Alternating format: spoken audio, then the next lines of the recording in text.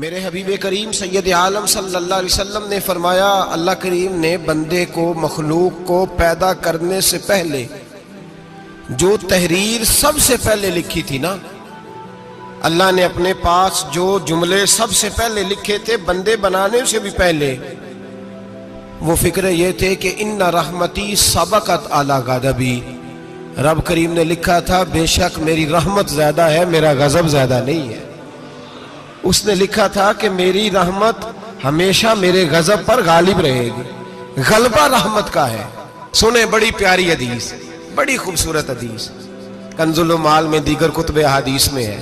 حضرت ابو ہریرہ رضی اللہ تعالیٰ عنہ فرماتے ایک بابا جی نبی پاک کی بارگاہ میں آئے، اور جب وہ واپس جانے لگے تو میں نے عمر پوچھی تو عمر تھی 96 سال۔ کہتے ہیں بزرگ جب آئے نا تو یہ بھویں جو ہے نا ان کی سفید ہو کے تو یوں آنکھوں پہ آ گئی، بڑی چھڑی بابا جی نے پکڑی ہوئی اور دونوں ہاتھ پکڑ کے نا چھڑی کے اوپر جھکے ہوئے ہیں ایک جانب، قربان جاؤں۔ کہتے ہیں جب وہ بزرگ مسجد میں داخل ہوئے تو میرے رسول نے کھڑے ہو کے استقبال فرمایا، کھڑے ہو، اور نبی کریم صلی اللہ علیہ وسلم نے آگے بڑھ کے بابا جی کو بازو سے پکڑا اور بٹھایا۔ حضور بیٹھ گئے، کہا بزرگوں کیسے آئے ہو؟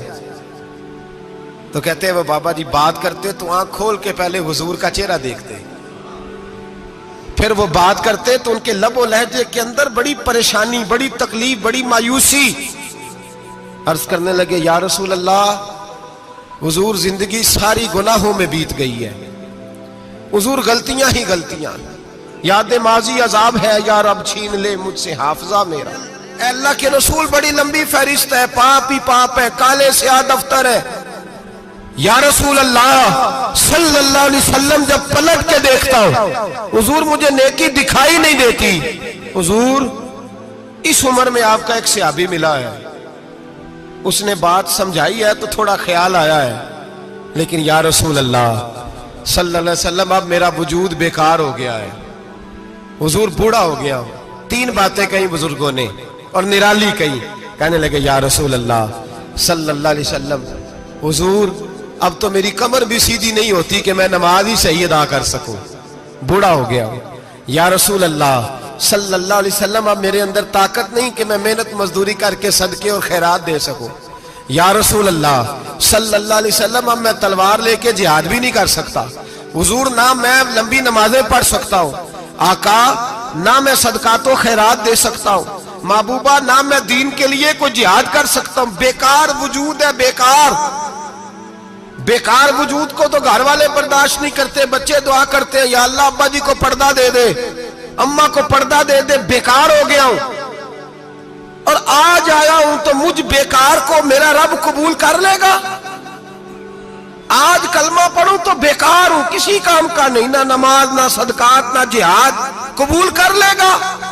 حضرت ابو ہریرہ فرماتے ہیں جیسے برسات میں بارش کی جھڑی لگتی ہے، یوں مصطفیٰ کی آنکھوں سے جھڑی لگ گئی، حضور کھل کے روئے، کھل کے۔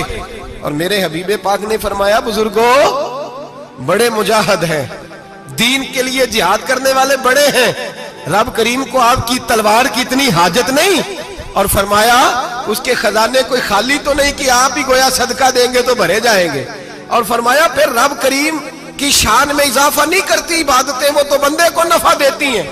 میں بزرگوں نہ آپ جہاد کریں نہ آپ صدقات دیں، لا لمبی نمازیں پڑھیں، آپ صدق دل سے آ جائیں، اللہ کے رسول کا وعدہ ہے رب آپ کو بغیر حساب کتاب جنت عطا فرما دے گا۔ آنا تو شرط ہے کہ نہیں؟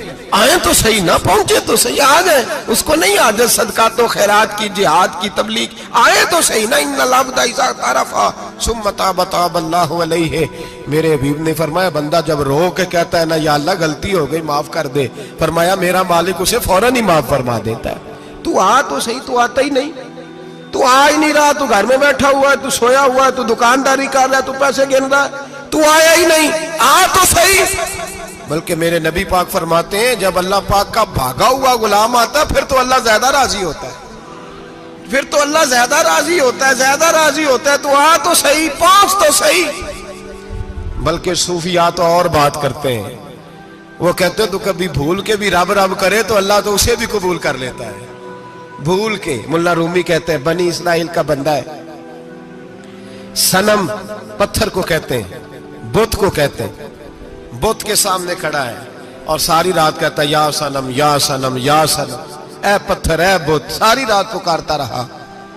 रात गहरी हो गई, नींद का गलबा थक गया, सोने के करीब आया तो गलती से मुंह से निकल गया या समद, या सनम की जगह निकल गया।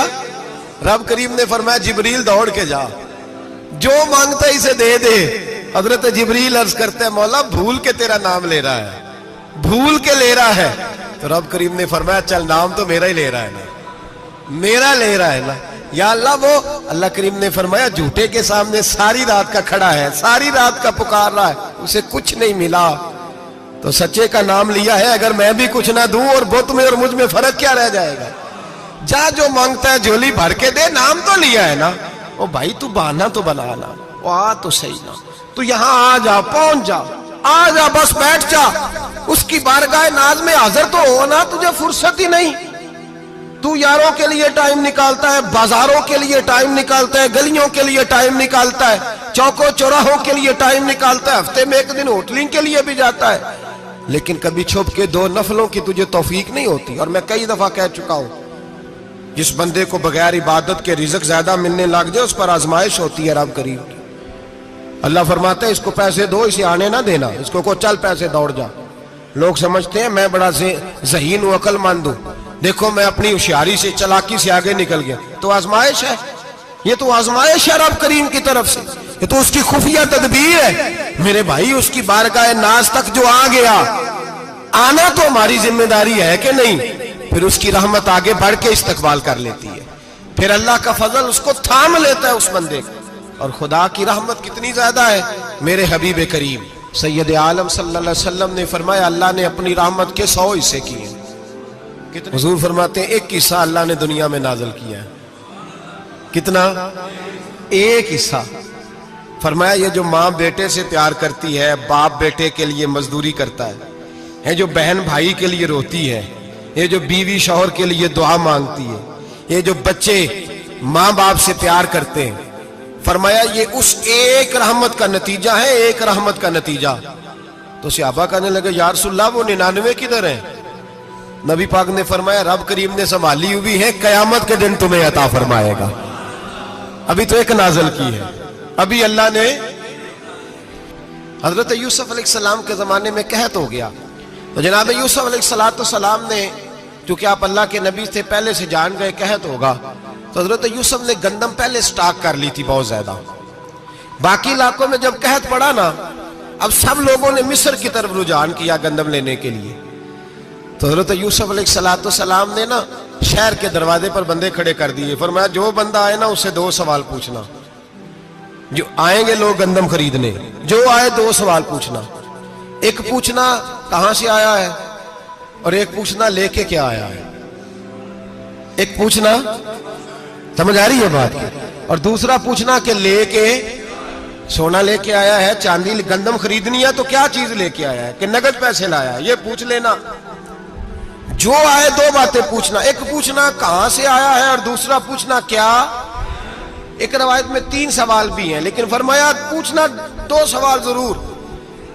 इंतजार था ना भाइयों का किनान से आने वालों का। फरमाने लगे सबसे 2 सवाल पूछना।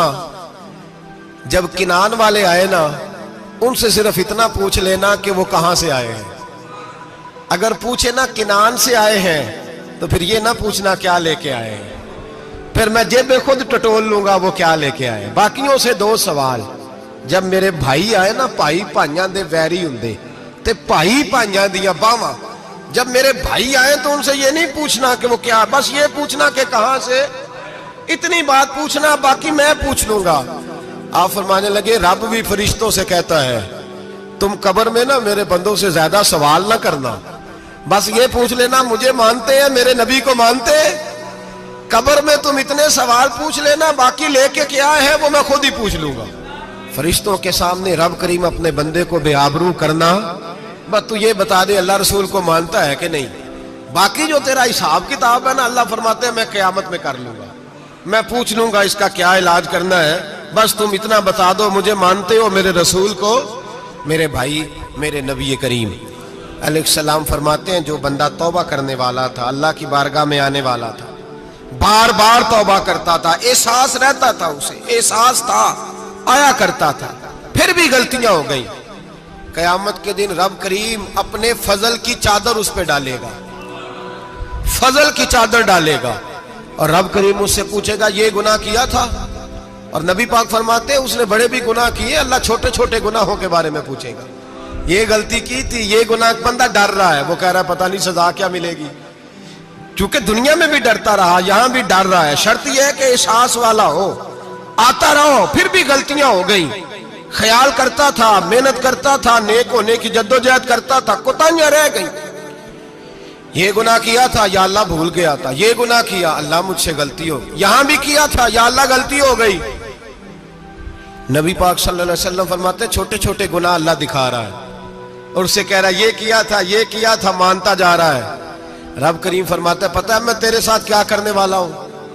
ٹانگیں کانپ گئی، یا اللہ پتہ نہیں، فرمایا میں تجھے ان گناہوں کے بدلے نیکیاں دینے لگا ہوں، ان گناہوں کے بدلے نیکیاں۔ نبی پاک فرماتا ہے فٹافٹ ہی بول پڑا، کہنے لگا یا اللہ میں نے تو بڑے بڑے گناہ بھی کیے، اگر تو نے گناہوں کے بدلے نیکیاں دینی ہیں تو میرے تو بڑے بڑے پاپ بھی ہیں، وہ دوسرے کدھر ہیں؟ میرے حبیب کریم علیہ الصلوۃ والسلام فرماتے ہیں رب مسکرائے گا جو رب کی شان کے لائق ہے، اللہ فرمائے گا تیرے دل میں احساس تھا، تو آیا کرتا تھا، تو توبہ کرتا تھا، تو میری بارگاہ ناز میں آتا تھا، پتہ تیرے اوپر چادر کیوں ڈالی ہے؟ یا اللہ نہیں، فرمایا میں تجھے اپنی رحمت کی چادر میں چھپا کے جنت میں داخل کرنا چاہتا ہوں۔ میرے بھائی تو آ تو صحیح، تو پہنچ تو صحیح۔ میرے نبی کریم علیہ الصلوۃ والسلام نے ایک دن صحابہ سے پوچھا ایک بات تو بتاؤ، بخاری مسلم کی حدیث ہے، یا رسول اللہ پوچھئے۔ نبی پاک صلی اللہ علیہ وسلم نے فرمایا اگر کوئی آدمی صحرا میں سفر کر رہا ہو، بہت بڑا صحرا ہو، اونٹ پر اس کا سفر ہو اور اس نے اونٹ پر کھانے پینے کا سامان باندھا ہو، پیسے بھی رکھے ہو، پانی بھی رکھا ہو، تھک گیا سفر کرتا کرتا، درخت کی ایک ٹہنی کے ساتھ اونٹ کی نکیل باندھی اور درخت کے نیچے لیٹ گیا آرام کرنے کے لیے۔ اللہ کے حبیب فرماتے ہیں اچانک اس کی آنکھ لگ گئی، جب جاگا تو اس نے دیکھا کہ اونٹ تو غائب ہو گیا ہے، اب نہ کھانا ہے، نہ پانی ہے، نہ پیسے ہیں، اور صحرا بڑا لمبا ہے، پیدل سفر بھی نہیں کر سکتا۔ تھوڑا سا ڈھونڈا، پھر موت کا انتظار کرنے لگا، سوچنے لگا اب موت آئے گی، اب مر جاؤں گا۔ اللہ کے محبوب فرماتے ہیں تھوڑی دیر گزری، جب بالکل مایوس ہو گیا تھا تو اچانک نظر پڑی تو اونٹ اس کا سامنے کھڑا تھا۔ نبی پاک صحابہ سے پوچھتے ہیں بتاؤ، اس کی کل کائنات اجڑ گئی تھی، راز ضائع ہو گئی تھی، ہر شے لٹ گئی تھی، دوبارہ اسے مل گئی ہے، بتاؤ اسے کتنی خوشی ہوگی؟ صحابہ کہنے لگے یا رسول اللہ نئی زندگی مل گئی اس بندے کو، وہ ساری دنیا سے زیادہ راضی ہے۔ تو میرے کریم رسول صلی اللہ علیہ وسلم نے فرمایا رب کریم کا نافرمان بندہ جب اس کی بارگاہ میں آ کے توبہ کرتا ہے تو اللہ اس سے بھی زیادہ راضی ہو جاتا ہے۔ نافرمان جب آ کے کہتا ہے یا اللہ معاف کر دے آئندہ نہیں کرتا، میں اللہ تو راضی ہو جاتا ہے۔